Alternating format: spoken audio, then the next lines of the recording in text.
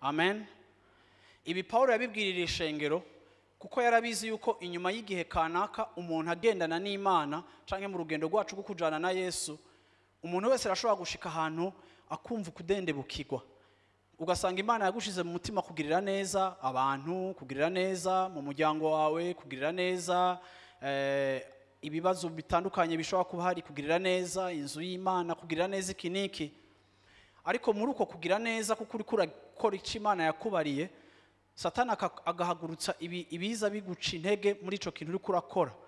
Ugasanga nturi motive, ntukiri motive, novuga nti mu buryo buri charnel, mu buryo bw'umubiri. Mwibuke ko ijambo ry'Imana rivuga ko Adamu wa kera muri twebwe akwiye gupfa, hakabaho haleluya Adamu mushasha ari we Kristo. Adamu wa kera ni wa wundi wa kameremere. Hari igihe mu kameremere kawe wumva utari satisfait canke utaguwe neza mu curi kurakora canke gukoza igihe kirekire kikakurambira, ariko muri uko kurambirwa ukaza kwisanga hari ahantu ubuzima bwawe wumva ico kintu utagishaka gushishikara kugikora.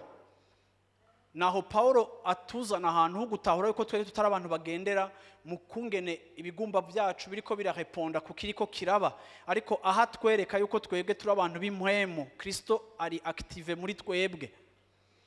Nico gihe muri twebwe dufata kameremere yacu tukayigira off, tugafata Kristo tukamugira on. Dufise capacité yo kuzimya kameremere muri twebwe, tukatsa igikorwa c'Imana muri twebwe. Kristo muri twebwe akaba ari waba muzima. Kuko aravuga ngo nimutarambirwa mu gihe gikwiriye muzobona umwimbu, muzokwimbura. Ariko kandi ntimushobora kwimbura mutashishikaye gukora ca kintu Imana yashize mu mutima wawe ugomba gushishikara gukora. Ni ukuvuga ngo Paulo muri uyu murongo atwereka yuko la bénédiction est dans la continuité. Umugisha uri mu gihe tubandanya, umugisha uri mu gushishikara. Umugisha ntiri mu gukora ibintu partiellement. Hari igihe uzobona abantu ukabaryohererwa, ukabona n'abanyamugisha, ukabona by'ukuri n'umugisha abantu bose bararyohererwa ico bari n'ico bakora, yaba mu gikorwa c'Imana, yaba aha canke hariya. Aho ugasanga umuntu inyuma y'igihe kanaka yadendebukiwe, ca kintu yakizimyemwo, yazimanganya, abantu bose bamubuza.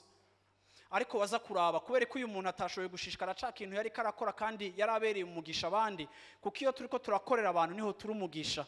Ariko kandi iyo tutabakorera canke tudakoresha ico Imana yaduhaye, ducika abantu bimbura kimazi kandi twari twarahawe ingabire n'Imana. Ariko waza kuraba kubera ko uyu muntu atashoboye gushishikara kandi abantu bose barabona ko ico kintu akora ari ciza, ukaza kwisanga nuko yararambiwe, yararemerewe. Hariho kuremerwa, hariho gutegwa muri ca kintu wari kurakora, mwansi akaza akakuremera.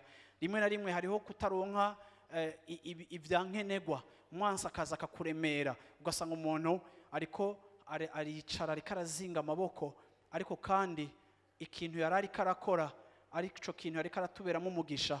Paulo akavuga ngo ne nous lassons pas de faire le bien, car nous moissonnerons au temps convenable.